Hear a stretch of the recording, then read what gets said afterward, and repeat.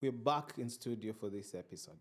And let me tell you, I'm excited today because, as always, the guest in studio is one very informed guest. He's a trauma informed therapeutic practice specialist, Adela Holmes. Over 50 years of experience in child and family welfare. So, today we just want to have a storytelling session. We've talked about trauma with our guest, Adela, and we want to look at how trauma presents itself in our children and how we can identify certain traits. Of course, we are not going to cover each and every presentation, but we just want to share with you snippets and some of the things that our children do that we should pay attention to and support them or seek help from professionals, not just from anywhere, but professionals, so that you get better guidance and better ways to support your children navigate through such challenges. And even yourself, because you never know what happened, and whatever happened before may have impacted you. So, welcome to the studio, Adela. Thank you. Good to And be I here. know this session is going to be one of your favorite sessions I like telling the because stories. today you're going to pour all your energy in the experiences you've had. Of course, we've had children in out of home care services. These are spaces where we support our young people to feel like they belong, and and and and these young people have gone through tremendous and complex kind of trauma. And I know you talked about the different types of trauma in um, episode 1 and 2, and actually 3. And it's important that our guests and our audience and our listeners do hear today's stories. Mm. Yeah. So, Adela, you've worked for over 50 years. Yes. You've seen children go through tremendous stress, Yes. even depression. You've seen how these kids have been impacted. Mm. I have been in part of the programs that you've initiated, actually, that you've developed. And it's horrific, the experiences that these children have gone through. And it takes a lot of courage for even the people who are working with them because we are all humans. Yeah. Well, it, it's an interesting topic because when I do training, and I usually do training, my chief focus of the training that I do over time has been for either foster carers Yeah. or for people who are undertaking residential therapeutic care. And I use a lot of these reminiscences, if you like, in my training because I feel that telling the stories demonstrates the possibilities for change. So, interesting time to be doing this. Yes. I think also people often expect, when you say, you work in a trauma-informed way, people expect change to be dramatic. Yes. It's not. It never is. Change, you have to be very patient. And the stories that I'll be telling are stories of working with exceptionally traumatized children. Children who have been excluded from school, have had upwards of 20 foster care breakdowns because they're not able to prosper from the intimacy of a foster care placement. And I also do work with kinship carers. Yes. But the work that I do to help them understand trauma, I do use stories to some extent, but I don't train kinship carers in the same way as I would foster carers Yes. or residential carers, Yeah. because the kinship carers most commonly are the grandparents of the children who are in their care, and they grapple with a lot of issues that arise out of the fact that very frequently the parents of the children they are now assuming care for are the children of themselves. Yes. So they have raised those now adults. Yes.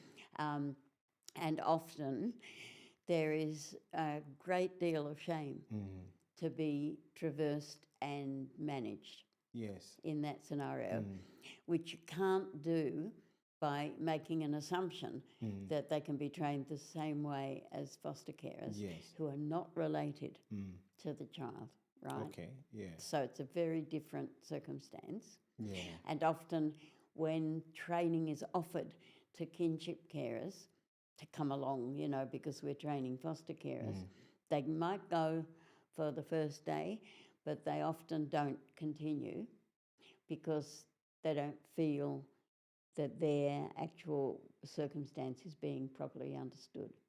So kinship, Adela, to just get it straight, kinship and versus foster. Yes. So foster is not, of course, foster is not necessarily related to. Most commonly not related. And then kinship is related to. Well, they'll either be grandparents or some other relative. Okay. Or occasionally kinship as in a next door neighbour or a friend. That does happen, but that's still known as a kinship. So they've looked within the circle of family and kin rather than a foster care placement, which is usually a family who is not related to the child, doesn't know the child or their family. One of the things I get, like for me, in my understanding, the little that I know, like in my country, Kenya, there is that kinship bit. Of course, in Australia, there is training, okay, and foster care, there is training. Yes, but the kinship training is, I tend to do it one-on-one with the carer. So you see the way it's training like that. For us, if I lost my parents and I was a child or a young person, it was an assumed role. Kinship was an assumed role. Sure. Yeah, we still do it traditionally. So, and I have seen through this kinship, I don't know much about the foster caring, but I know it's there where children go through adoption. And there's a lot going on currently, and I think I've shared with you some of the things that are going on maybe back in Kenya. And it's disturbing to watch it, but also you realize the knowledge gap or the awareness gap that is there in terms of nurturing children. It's very hard to raise a child that is not yours. It requires a different kind of approach. It does. It requires a very different kind of approach, and that approach should be determined by whether or not you're a grandparent or an aunt or an uncle or a friend. There are many different types of approach. And they need, I think, to be shaped and fashioned to suit the circumstance. Whereas with foster care, we know that the child isn't related to the carer. So the important thing is to make sure that the foster carer understands what the child has experienced in the past and why they might not actually be able to immediately prosper from the good intentions that the foster carer has. The child, you know, we are talking about children who have crossed several legislative thresholds to be removed from parental care. It's a massive step. Through the Children's Court onto some kind of an order to child protection. So all those thresholds are really, and should be, quite high. So in order to be in out-of-home care at all, the child really is going to have experienced some fairly profound neglect or abuse, or combination of those factors. Speaking of abuse, risk factors, and are quite, they become a norm, especially in areas where we still work it traditionally. So our extended family members were the kinship carers, where children are left with, say, grandparents who, like I shared with you a story of a young person who was locked up for a couple of years inside a goat pen or chicken coop and was being fed from there because these grandparents never knew or not aware of how to handle that situation. Like Bruce Perry's boy who was raised as a dog. Ah, so there you go. That's a relatable story that, of course, we can share with our listeners and viewers. And you've seen how also that's kinship. Now, on the flip side, I shared with you a recent story again of actual parents who subjected a young girl to punitive punishment through tying them with a rope, using a hot knife on a gas burner to put on the child's hand. As a punishment. Yes. Stroking the child at the back, so they had marks crisscrossing around the back. And this child was being questioned by a group of people who of course came to realize what was happening for quite some time. And I saw the dad was still having rage even when arrested. He was very angry. I was called from work, and this child is not listening. And the mom was just there looking like there's nothing happening. And the child was being asked, so what happened to you at the back? And they said, oh, I was caned by my parents. And they were asked, so what happened on your hand? I was burned. How? With a knife. Which knife? They went for the knife, brought it out. And then they were told, so how does this happen? They tie me with a rope. Where is the rope? The child was lifted up the cupboard, picked it, brought it down. There's so much that is going on there, Adela. When I was looking through, I was watching the parents, and I was also observing the child, who was confidently saying it is here and here and here. And I was just trying to pick from this child. It looked like, yes, we've gotten a child who's going through this. Maybe kids have a strong resilience and coping mechanism development, I feel like than us. So I saw how this kid spoke like it was a normal thing and realized how much this can catch up with a child at a stage in life. It is actually not possible to experience any of what you've just described or any of the other things that happen to children without it leaving a lasting, not able to be healed and changed, certainly, but until they get into an environment that's safe, there's going to be a very clear, massive, dramatic impact on a child. And I think a lot of times the expectations of foster carers and to some extent the system within which they work, the unrealistic expectations of how a child who has been exposed to those kinds of experiences is going to be able to suddenly trust virtual strangers because their entire schema of the world is not really imbued with trust. So I suppose the stories that I have from practice demonstrate the importance of patience and creating safety as a first step in healing children from trauma. They will not heal at all or feel safe enough to be different without having that safety made extremely clear to them.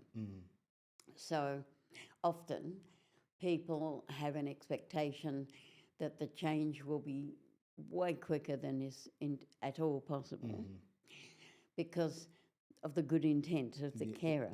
But the good intent of the carer is almost irrelevant because in the child there is almost no trust of adults. And actually even worse than that, it's not an absence of trust. It's a presence of fear and expectation of being treated badly, which is not fully conscious because many of the experiences of children who have, experienced developmental adversity occur before the child is cognitively able to remember them. So they just have an imprint, if you like. And Sandra Bloom, Dr. Sandra Bloom, an American psychiatrist who created a model of care called the sanctuary model. The sanctuary model, She wrote a lot about the impact of what she calls trauma reenactment. And talks about how infants and young children experience trauma, but they experience it often, sometimes in utero, and Dr. Bruce Perry has done studies around the impact of that. But certainly from birth onwards, they have no clear recollection or memory of the adversity they've experienced. So say, for example, an infant is born into a family where both parents are significantly substance affected most of the time. So what's the impact of that? A baby cries because it has a need. Babies only cry because they have a need. That's all they can do. If that need is not met, then they will feel, not think, feel as if they're coming to an end. If you're hungry and you're an infant and you're not fed, you'll die. Right now, you don't lie in your cot thinking, am I going to die or not? Because you haven't got the cognitive development yet, the brain development to think like that. But your little being will feel like it's ending. So when Sandra Bloom writes about state memory, that's what she's talking about. It's a state of being, has no words, it almost has no feelings, as in emotions. It only has a sense of doom. So if that is the way your life has been, and from my time in child protection, I can remember a situation where we had to apprehend such a baby because both parents were kind of off their faces on substances.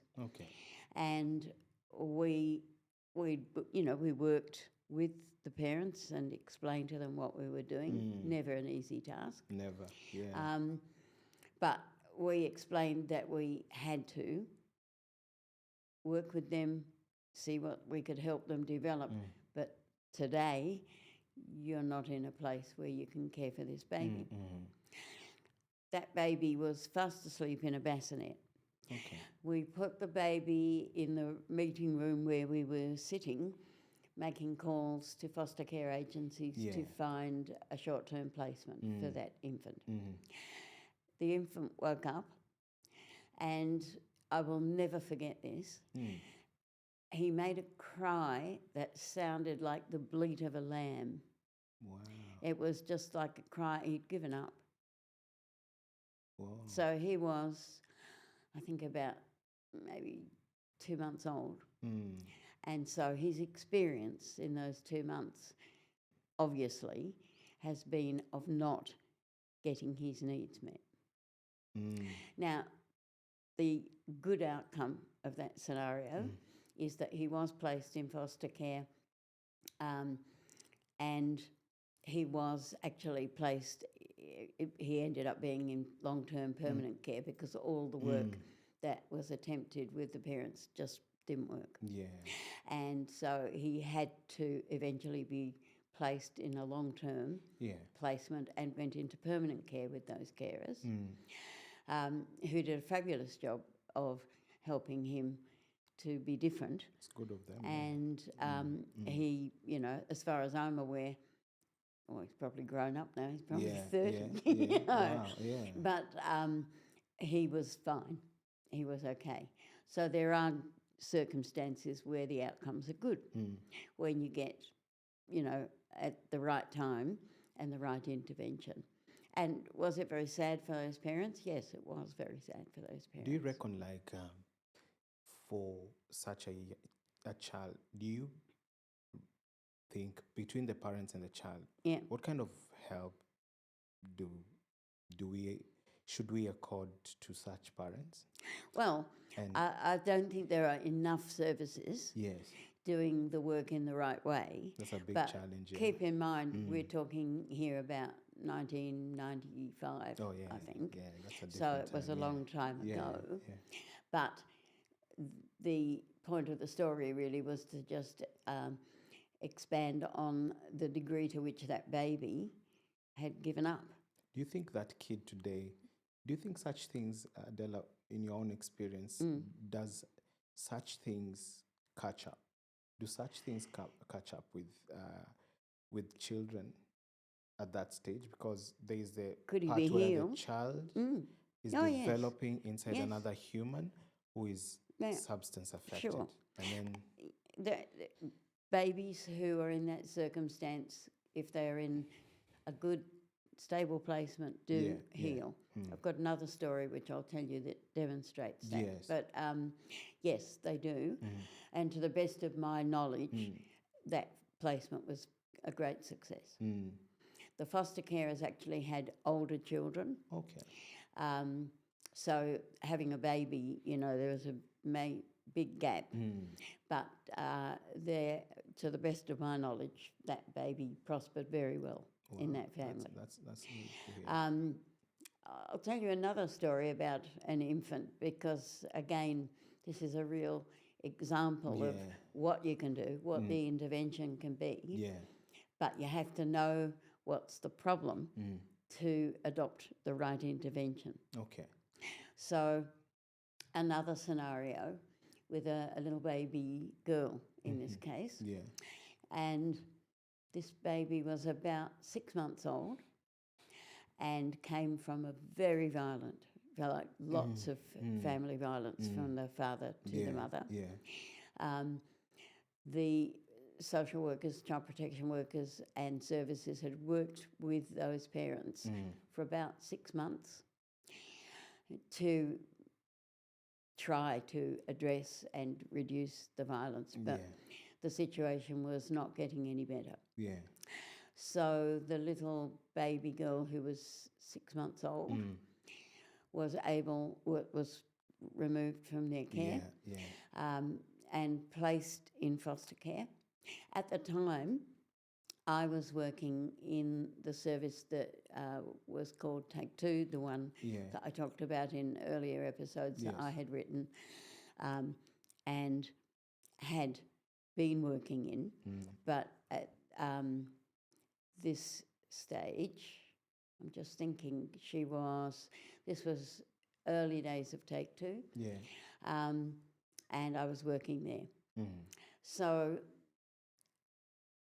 6 months old, the worker who was working with her from Take Two brought a photograph of her in because the photograph that she had been given to take to the foster carers had distressed her enormously. Wow. And the reason why was that in the photograph, this beautiful little baby girl was in a state of almost constant shock, right? It was like her eyes were popping out of her head. So she was highly stressed and obviously not safe. Now you're reminding me of my twin brother who used to run away from photograph sessions, but because of the flash. She was very affected. Yeah. And was very prone to becoming distressed very quickly. If she heard a loud noise or something, she was highly sensitized. So she was in a heightened state of arousal because of the fear level that she was living in. So she brought the photograph in to a reflective practice group because she felt she needed support with her responses and what could she suggest to the carers to actually bring about change and healing. As she passed it round the table, we all got tears in our eyes because it was a very distressing picture of a child. Yeah. So we all put our minds and our experiences together to work out some ways that they could intensively expose this little girl to feelings of safety. Okay. So what we suggested was that the parents purchase one of those harnesses, baby harness things that you put against your body. And that the foster parents took turns basically, but basically all her waking hours carried her with them. So she wasn't ever lying in a cot on her own, except when she was asleep. That thing actually works, Adela. Yeah. Yeah? Well, I didn't. So what happened was that she co-regulated with them. She could feel their heartbeat, and it had to be all the time because all her waking hours, this was not a baby who could lie on a rug and play with stuff because she didn't feel safe enough to do anything. Yeah. So she had to be co-regulated first. And they did that for, I reckon it was about 3 months. Oh, straight. Every day, all the time. Wow. And, sometimes, obviously, they'd take her off the body to have a bath and do all the things that needed to be done and eat, or have a bottle or whatever. But effectively, the rest of the time, she was in this harness. Yeah. And after 3 months, the Take Two worker said, I'm going to show you something. Okay. So what do you think? We all cried again. Yeah. Because she had this photo of this little baby sitting in a bath with soap suds on her head, laughing. That's exceptional. Wow. I like that, yes. It was That's a good success beautiful. Story, Adela. Yeah. I often tell that story in training, and the reason I do is because it's about, yes, this is possible. Yeah. The other thing, though, that I think is fascinating, I was having a conversation. And I've seen it has touched you, Adela. Sorry, I've seen that it has actually touched you. Yeah. I was having a conversation with the woman who had been the Take Two worker, who is now working in child protection in a very senior role. Yeah. And I started talking about that baby, and she said, do you use that in training, that story? And I said, yep. And she said, so do I. And she said, I always cry. That's a very relatable story, how to connect people's emotions using the body. Yeah. And it applies even to adults. Like you've talked Wow, that's a very touching story, Adele. And I'll finish the story by saying that girl, well, she's a woman now. Okay. Because that was about 2004. Yeah, that's a grown. And so we're talking 22 years. Something, yeah. Yeah. So she's now 22. It's a young lady. Still with those carers. And a grown, yeah. Long-term, permanent care order. Fine. Healthy. Good. That is so good. Like, do we, like, in such situations, Adela, do we come back to tell them the story? Or do you think it will trigger something? I think that the colleague that I have has certainly seen her in her adult life. Yeah. So I'm guessing she has shared that story with her. I reckon if I met her, I'd probably blubber all over the place. Yeah. I would love it. Like, it would be so good to have people who've gone through such things and that are aware. To just have a chat with them and see where their head is at. What the impact is. I think that's a really interesting point. Yeah, if we progressively, if we get people and have such conversations and storytelling sessions where people are talking about such success cases, because they really help even with parents who, have to nurture kids who are going through or around the family or externally. And Adela, you've talked about such things, extreme family violence, things like that. We've had incidences, for example, I've seen and I've observed, where sexual abuse and exploitation has been directed towards kids. Yeah. And I've seen some of them grow to be our peers, and no one understands what's going on with them. Some of them, I know of a girl, I was having a conversation with her, a young, beautiful lady, and we were just getting to know each other. And one of the days we sat with her, and I was just sitting, and we were having a meal, and we were just a group, and a conversation erupted. And with me and knowing these things that I know. So we're just talking about different experiences in childhood. So this young girl, for a strange reason, we were talking about how sexual abuse can really impact, because someone raised it just from the blues. And this girl, as we were talking, as I was unpacking that conversation, how we judge young girls because she's running after older men, or we judge them because she's changing men, and we judge them also because they don't have partners, and they don't, like they're being pushed, because we have that. I don't agree with that traditional way of doing things, on pushing people and asking why are you not married and the rest of your siblings are.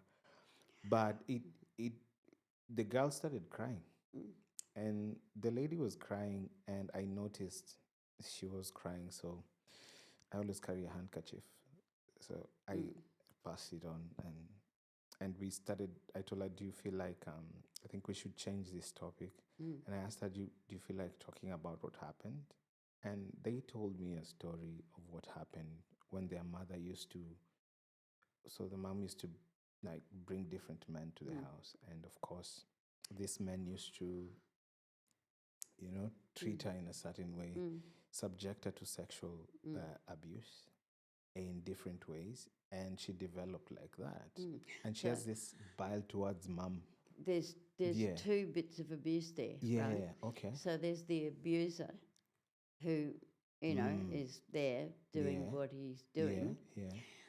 But she's also being abused by her mother's actions.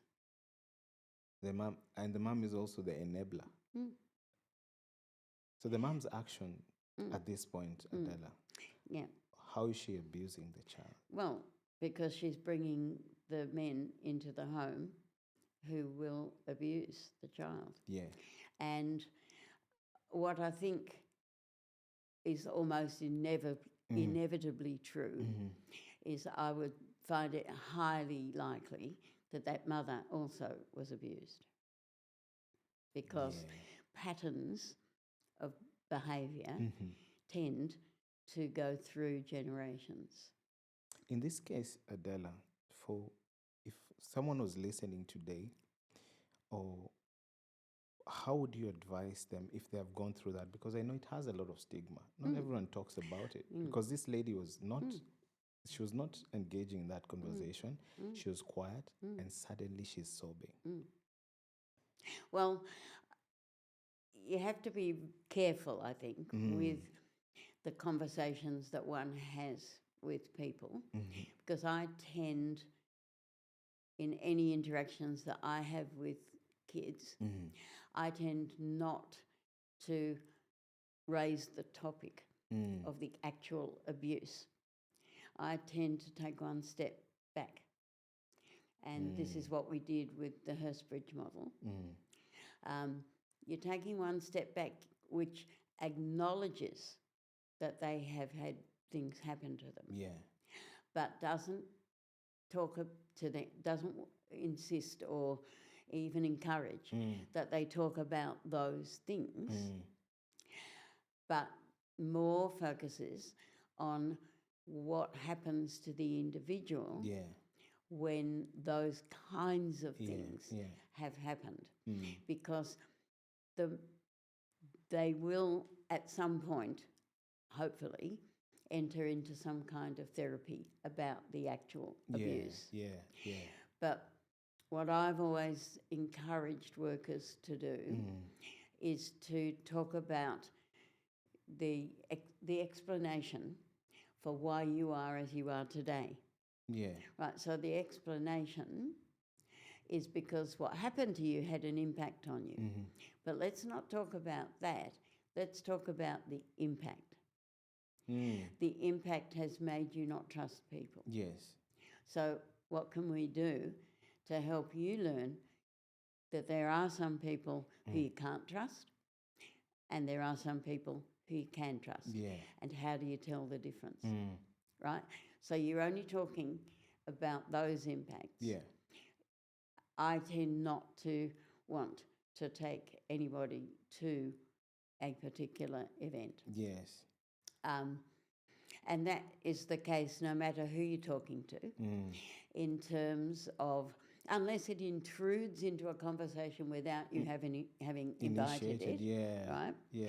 Then, you, of course, you must deal with it. But I tend not to probe it. I tend to, again, take a step back and look at the impact. Oh, that has made you feel blah or blah. Well, you'll probably be familiar with it in the model of Hurstbridge Farm.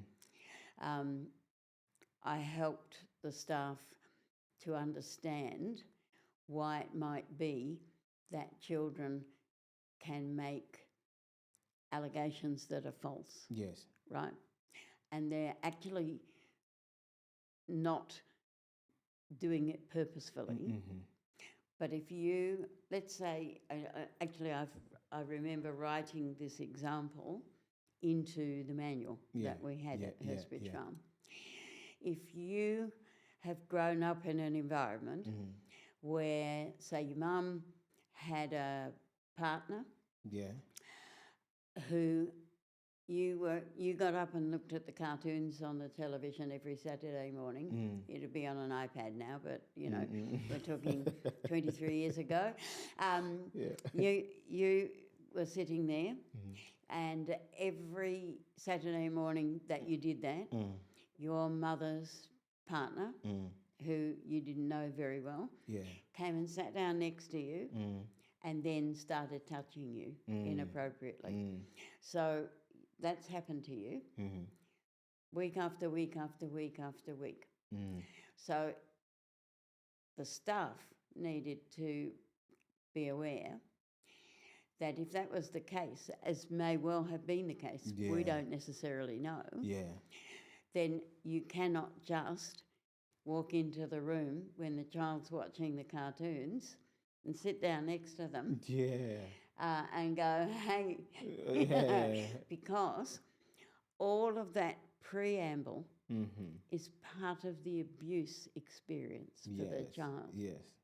So the child can't tell, is this going to happen? Did it happen? Yeah. Will it happen? Is it a continuity? Yeah. It's, and you know, that we'll often say, oh, he touched me, and they may not have, or hopefully they didn't, but the child doesn't necessarily know, because it's all mixed up with everything else, whether it happened or it didn't happen. Right, so it's not, I don't call those false allegations. I just call that being triggered or having a reenactment run in your mind. And often it is the case, as you so correctly state, that girls from homes, sometimes boys as well, have developed this sense of being in the world that includes being used for sexual purposes. Yes, yes. So they don't know anything else. True. And I can remember a young girl who had there were people who really struggled to understand what she was doing. To me, it was perfectly clear, but she would run off. She would be, they have these websites where men use young women. And, so she would go to meet these guys. Oh. Right? People would say, oh, well, she only has to not go. And it's like, yeah, well, wouldn't it be lovely? Yeah. But this is part of life. And she had been abused from the age of 3. Ooh. Right? What else does she know? She doesn't know anything else. That's the normal for her.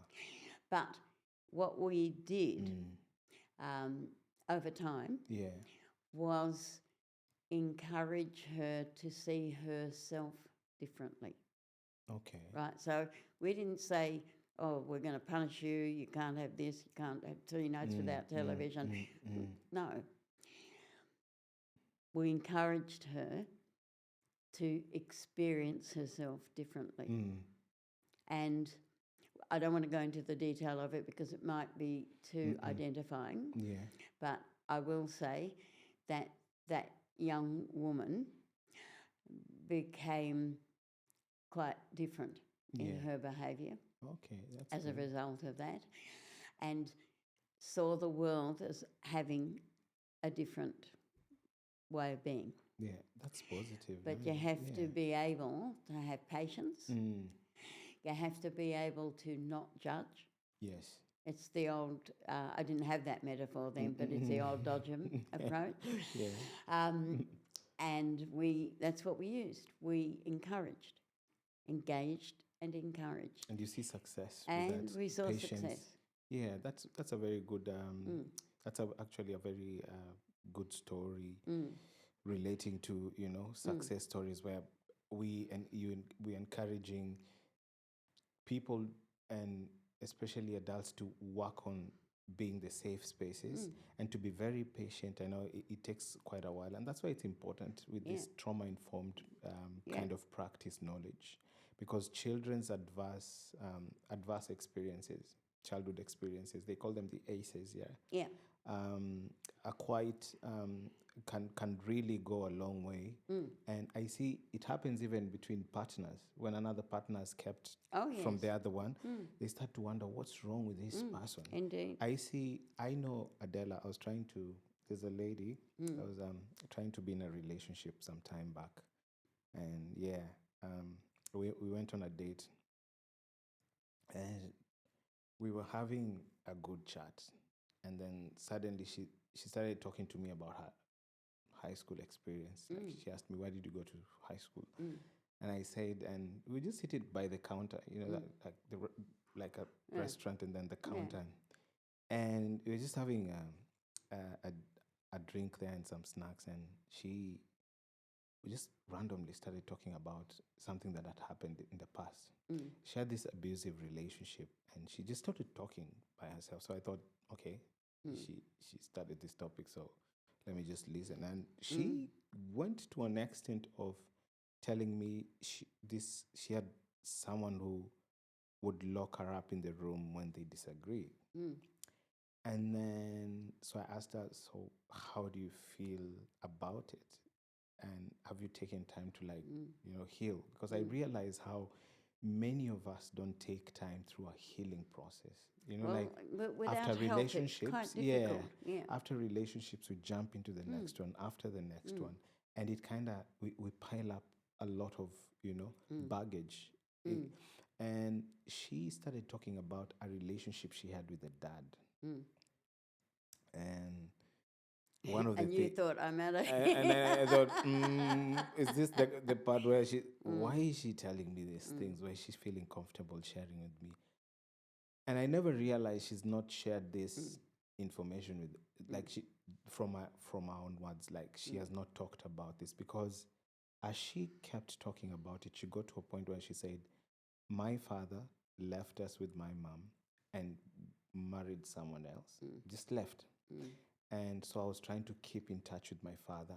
And what my father did is, every time I tried to, he told me, I'm coming to visit you in your boarding school. And dad never showed up. Every time I was expecting him, he's never showing up. So I was feeling, so I was like, okay, so how did that make you feel? She said, I felt very neglected. And now I don't talk to him anymore. He texts me, tries to send me money. I don't talk back. And I said, do you feel like it's something you need help about? I feel like this is something maybe you need to see a professional if you haven't. And as she talked about this, Adela, she started crying. And we were in the, so people, of course, it looked like a breakup. But then I kept passing a tissue to her. And then I asked her, can we maybe talk about something else? Trying to redirect the conversation. She said, no, I've never talked about it. And I actually feel better every time I'm talking about it. And I just let her be, man. And Adela, it made me realize how so many people are looking for safe spaces to just let out. Well, and after that day to today, she reminds me, and she tells me, after I talked to you that day, there's something different about how I feel. And I can't really explain it. And I told her, I hope you got to get to see a professional then after that. Because she felt a sigh of relief. But you can imagine how a parental neglect. Oh, absolutely. Yeah, yeah. Well, look, it's interesting, and I don't know, I don't think I've spoken about it in this series. Yeah. But in my training, family therapy, and family therapy uses an approach called systems theory, which systems theory. Explores family functioning. Yeah. As if it were really, systems theory is applicable to all sorts of settings, including organisations as well as families. But it tends to examine family functioning within the context of the systems within it that people experience. Yeah. So in the early 1980s, which is before you were born, isn't it? Adela, I was born in 1984. Oh, 84. At least that was early, right? Right. So that's all right. So this is earlier than that. But in the early 1980s, I came upon a book which was called Families and How to Survive Them. Okay.